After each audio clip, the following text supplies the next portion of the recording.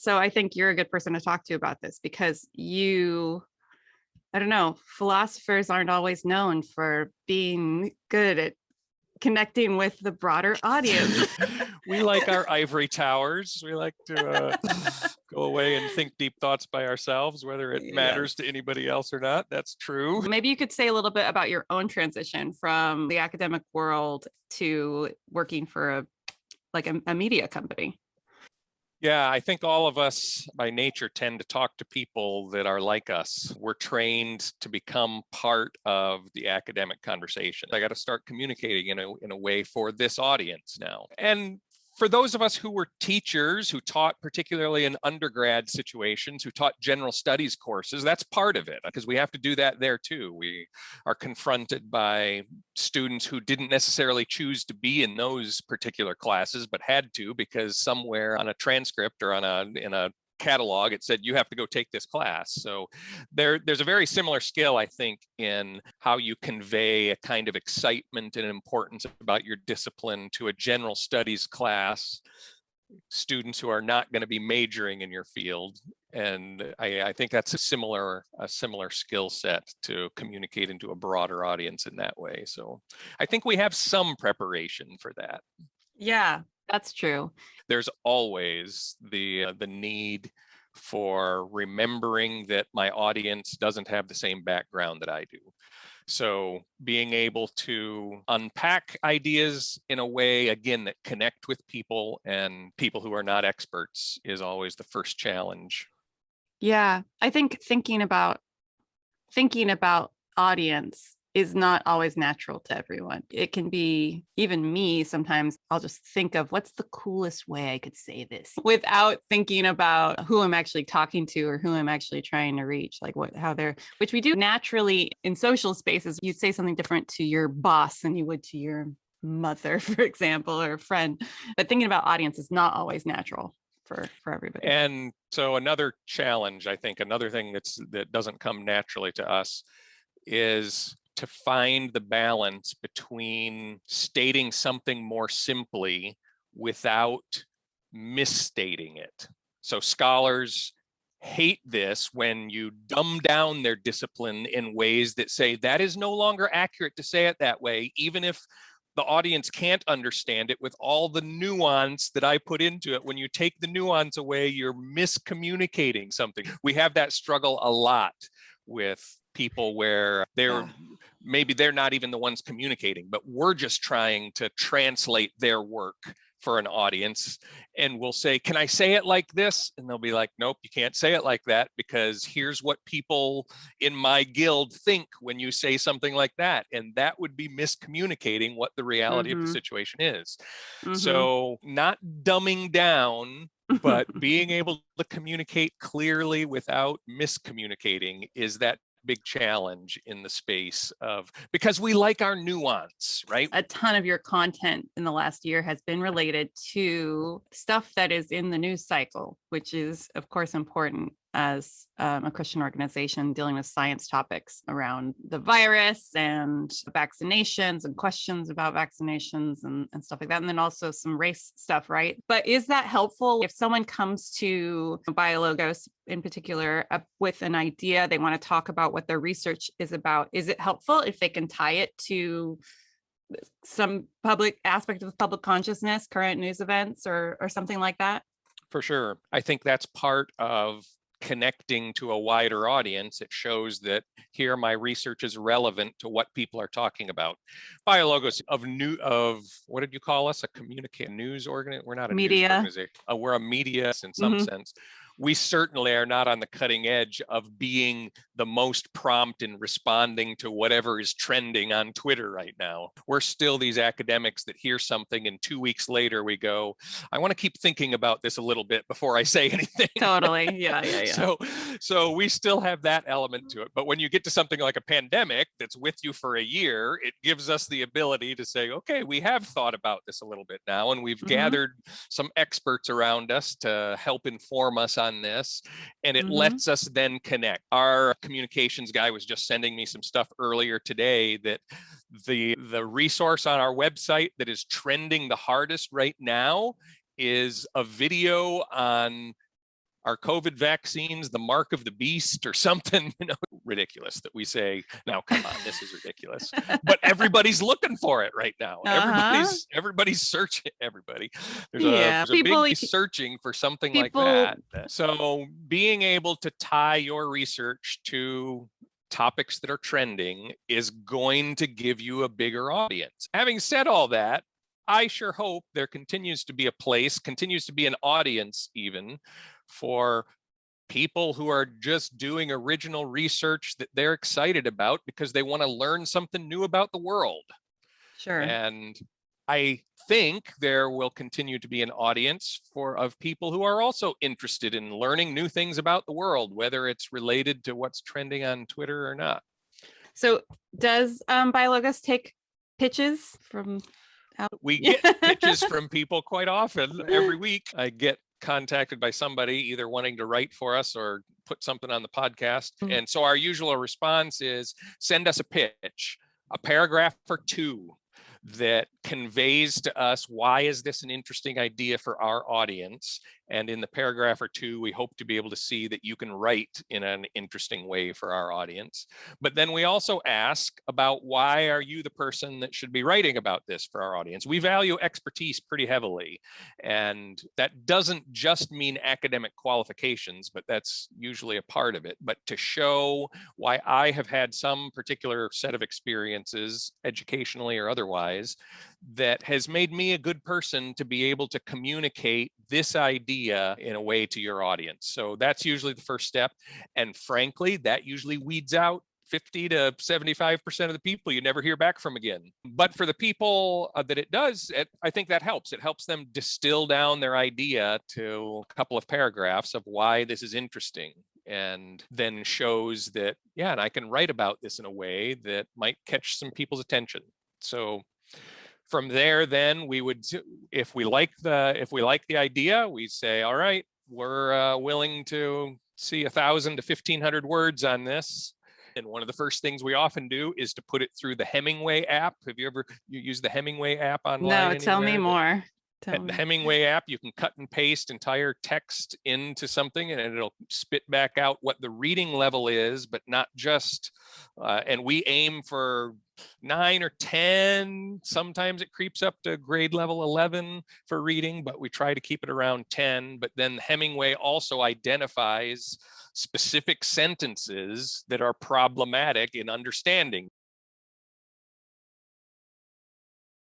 What most people enjoy in a podcast is when they can tell that two people are enjoying talking to each other and that they get to be in the room for that. And so to the extent that you can, be yourself, let your guard down, talk as if you would talk over beers with somebody. Obviously, without mixing up your words and saying false things, but get more comfortable, get more interpersonal. I actually think that people will hear what it is you want to communicate content-wise more to the extent that you can be at ease and enjoying yourself conversationally. Can you describe your audience a little bit, what they are there for? They are looking for a better explanation of the world that they were raised in, especially if they were raised evangelical. And they're looking for language that helps them understand why they didn't ultimately fit there and where they might fit in the future, and how they could think about God, think about Christianity and Jesus outside of the boundaries and guidelines that were generally quite strictly enforced in their faith community of origin. Do you have people email you and pitch you to be on the show? I do. Yeah. I would say I accept definitely less than half. But yeah, I do. I get pitched, and some of those pitches are a big, obvious yes. For instance, my interview with the autistic young theologian Erin Burnett from the UK, she pitched me. She just emailed me and said, here's what I'm up to. I wrote these blog posts about my dissertation work, and I read 3 paragraphs, and I was like, 100%. Yes, I'm in. Let's do when can you do it? Yeah. I think of it as like it's a new format, and it presents content in a different way. It works best when it is more casual, when it is less structured, when people can follow a train of thought like they do closer to what they do in normal conversation. If you were to record a good hour-long conversation with a friend of yours over dinner or drinks or lunch, you would notice that it's very zigzaggy, but how do I say this? You could ask yourself, what stuff would be most helpful for people if it were to make it into their regular conversations, their conversations over coffee or drinks. Mm-hmm. And then that's what you should podcast about. If you come up with a thing that a podcaster goes, oh, that sounds like a good episode. Another thing that I like that helps me for episodes, and it's a little bit embarrassing, is like listicles, right? BuzzFeed lists 5 myths about whatever. This is unfortunately something that works very well On in a podcast format. Yeah. And to pivot a little less practically and maybe a little more like pastorally, something that your show, I think you started with this intention, and sometimes it's still like this, not, but it's like the everyday listener in your audience has some sort of like intellectual knot or problem that they can't get over, or something that they were taught their whole life is true, and they're just not aware of any other options, or that has anyone else even thought about this? And then find out there's like this whole group of scholars doing research on just this thing and coming up with all these other great options and ideas around it. That can be a breath of fresh air for people when they wouldn't necessarily have access to that kind of information. So, well, and that's something that you could pitch as well. If you're working in an area where you think there's a chance that a lot of people on the ground don't actually know that there is a multiplicity of options here, and maybe you've got one that you like that's different than the others, but you could speak to the spread of possibilities. Those are really powerful episodes for people, because you might have, imagine those Zondervan 4 views books. You could have listeners with all 4 views that don't know about the other 3. And so for each of the views, you're hitting 3/4 of the audience, or at least 3/4 of the people who aren't aware of the spread. Podcasters love being asked about themselves. So this might be you're like going super honest here. This might be a quick and dirty way to endear yourself to your hosts, which also might make them more likely to recommend you to their friends who do shows. Think of 1 or 2 questions, good ones that you're really curious about. What would you ask the host that will bring listeners who already like the host more than they like you, because they don't know you? They like the host. That's why they listen. What could the host tell you about their views or their story that would bring people into the thing that more than the host knows about? So if you are a New Testament scholar and you work on the difference between the Gospels or something like that, and you could ask your host, I'm curious, Dan, which gospel do you tend to go to when you open up the Gospels? If you're going to read from the life of Jesus, where do you go? And do you know why? Now, were you mad when Dale Martin didn't ask you that? he only heard himself. No, but like then the listener's like, oh, I'm curious what Dan reads, because they listen to me X number of hours a month or whatever. And then now people are locked in, and the host feels good because they get to talk about themselves. And most people who don't like talking about themselves do not start podcasts. So there's a little selection bias here. Okay, cool. Yeah, you're bringing out the psychology of the whole thing. Yeah, we have enough narcissism and enough confidence that we have something to say, or at least curate, that's good for people. By the way, a lot of us are probably wrong about that, but that's not your concern, and you don't have to fix that. You just need to get yourself interviewed. Yeah, I would say that. I just thought of that, but I think that's a pretty good little tip. Dan, thanks for doing this. I'm going to stop recording. So what's your title over there? It's Assistant Director for Public Engagement. Public engagement. I don't know. It means I do communications and media for the Yale Center for Faith and Culture. The Yale Center for Faith and Culture, which was started by Miroslav Volf. That's right.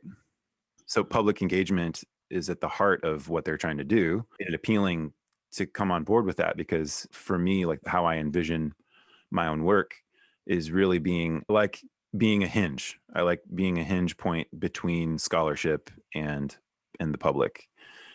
and Yeah. investing my time and moving my family across the country for a position like this, it made sense only if all the way up to the top of the leadership, like including Miroslav, if there was a passion for doing that kind of work and being involved in that way. You said the term public theologian to describe Miroslav, and that's just such a funny term to me. It's like, when do you know you're a public theologian and not like a private theologian? To declare oneself a public theologian, it's like declaring oneself a celebrity. Like, I'm a celebrity now. Yeah. I think in Miroslav's case, it's a substantive descriptor. It says, no, the deep in his own methodology is a commitment to the idea that theology, and Christian theology in particular, has an inalienable public dimension. It belongs in public. There's something about what it is to do Christian theology that compels the theologian to live it, and therefore do so in the polis, in a public space, and it's inalienable in that sense. And of course, there would be other people who might also count as public theologians, just because they are widely known. Yeah, it seems, you become widely known. Maybe you write a few books and they do okay, and then one day you get asked to be interviewed on something, some show or something, and they put a little under your name, they write like public theologian, and then you like discover that's you're like, oh, I guess that's what I am now. But yeah, what you're describing seems like there's a posture of service, I think, in that, in what you're describing, where if what we're doing doesn't serve the public, then we're doing something wrong. Would you say that's accurate? Yeah, that is accurate. And for Miroslav, in Miroslav's case, he wants to serve the kingdom of God, and the church. Moltmann was Miroslav's dissertation advisor at where is he? Tübingen, University of Tübingen in Germany. And he said, when Miroslav was a grad student and thinking about where to spend his career, like what topics and how to decide, Jürgen just suggested to him that you need to think about wherever people's concerns are. Think first about their concerns, and then shine the light of the gospel on those concerns. And what's interesting about that formulation is it's an audience first formulation, but it also gives license to the individual scholar to then choose from there. But what's interesting about that is that's a different approach than a lot of specialization goes, where you don't start with the audience and what most people are broadly concerned about. So content wise, what's your landscape look like, and did that change given sort of the way the world changed in the last year? The fact is, we launched the show when the virus launched its public dimension. Gosh. Bad thing is that's a very silly way to say that. Looking back, it was about 2020. We launched it in the midst of a pandemic. Ryan and Miroslav are working on a book on the home of God. And so they think a lot about home. And that became a very relevant thing all of a sudden when we were all locked in our homes. And yet not all of us. So early on, there's a very important strain of justice and theology in Miroslav's work. And it's heavy on the concerns of other YCFC staff people. And so that felt like it was a relevant point. And then I think the show really took off when Willie Jennings gave us a comment in the days following George Floyd's murder. And it still is our most listened to episode. His episode on anger and God's righteous indignation. And it was a powerful statement. What are the most salient sort of audience driven questions and stuff that y'all are pursuing over there? Yeah, the questions that matter to people this year have had to do with justice, like at least on our show. When I look at the analytics for our show, the ones that are speaking more directly to matters of racial justice and political justice, those have gotten more traction. That doesn't tell me everything that they care about, though. One thing that I'm hoping to do in the second year of our show is to be reaching out at a more direct and intentional way to just go ahead and ask the audience. Could you talk a little bit about how you're utilizing psychological science in some of this? Yeah, absolutely. The first step is really just getting familiar with the research and reading it carefully. But we just looked at Sarah's published papers on patients. And in particular, I think one of the overlaps that's important is definitional, right? Is like working with the same definitions of concepts. And one of the important benefits of having these two fields working together as two sciences of a kind is to find mutual resources for the sake of landing on concepts that both get at the truth and are useful. Right. Obviously, from a theologian's or a philosopher's perspective, they're just thinking at the level of reflection and analysis to get to their concepts. And it's really important, I think, to operationalize those definitions in the psychological context so that you can just get that feedback. And this is one of the theses of Miroslav and Matt Krosman's book, For the Life of the World, that theology is at a crisis point where it's not lived. If theology can take a cue from the psychological sciences to pay more attention around the data of lived experience and allow that to feed back into the formulation of the theology, then I think that one, that's what we hope to do in exploring our TheoPsych podcast episodes, but also just needs to happen at a broader level and is so clear the gap that TheoPsych can fill. Most everyone has a personal reason for pursuing the type of research that they're in.